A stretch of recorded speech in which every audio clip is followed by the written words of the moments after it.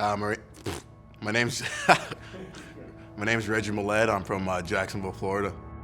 First got into hockey pretty much by my sister, just by going to the rink and watching her do her figure skating practices. Got a little bit bored sitting there in the stands. Figured I'd try to get on the ice, and then we found hockey from like a little flyer.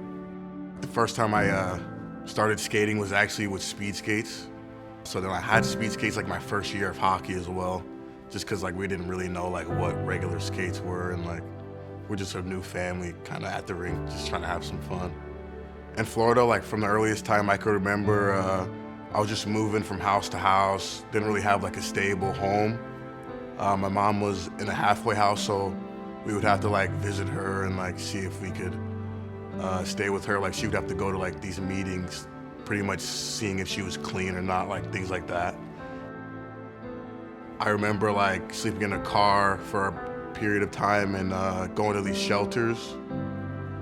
And then my grandma was like, okay, let's try to get these kids like somewhere stable and where they can actually like be at one school and like go to the park every now and then type of thing. So then we ended up going to Indiana. Fort Wayne, Indiana is a spot. From there I got into like karate and like baseball. Like I just started doing a bunch of different things. But like I said, like once I got to the rink and saw what hockey was, it just kind of just stuck with me, and I was like, this is what I want to do. Like the first time I got on the ice, I knew like I wanted to play hockey forever, so I kind of just ran with that. I remember this kind of vivid, like one day, like my grandma's like, hey, like I don't know if you're gonna be able to get on the ice today, but like we're still gonna go to the rink. Like I'll never not take you to the rink if you want to go. So I'm like, yeah, like I want to go. I'll just see what I can do. So we get to the rink and I get on the ice for practice, and they're like, okay, like you can practice today, but like can't play next game because like your ice bill's behind or whatever. Same thing again, my grandma's like, I'm taking you to the game, like you can try to get on the ice. I'm like, all right, let's go. We go to the game. This lady comes up to my grandma like mid-game, and she's like, hey, like someone paid for the full year of ice bill, like you don't have to pay anymore. And it's an anonymous person, like we still don't know who it is. I just remember like my grandma just crying like for a while, because like that was such a big deal for her, like to keep me going. Like she was trying so hard for me to keep playing, like no matter what. Started playing hockey there, just needed some better competition. So then we started going to Michigan, but we used to drive every weekend. So it was getting kind of taxing, like we didn't have that much money to keep going. So the Cyril family kind of was like, hey, we want you to live with us and we'll pay for your hockey and we'll get you in school and everything you need, like we'll pretty much take care of it. So that's how I got into the Cyril family, and I've been there ever since, and I call them mom and dad now. So it's kind of like they pretty much just gave me a third chance, or whatever chance that I was on already with hockey. I was coaching a AAA hockey team in Michigan, 10-year-olds at the time, I believe it was.